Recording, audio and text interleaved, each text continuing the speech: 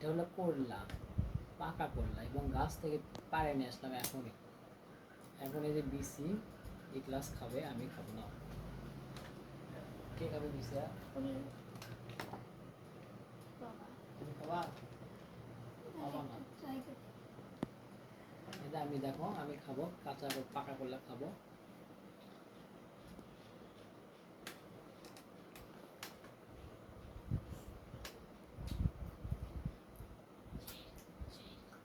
ভালো আছে বাট তিতা। ওই যে খাচ্ছে বিসি। এই দেখেন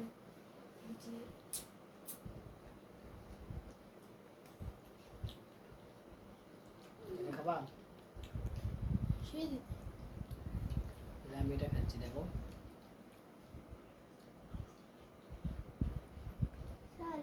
মিষ্টি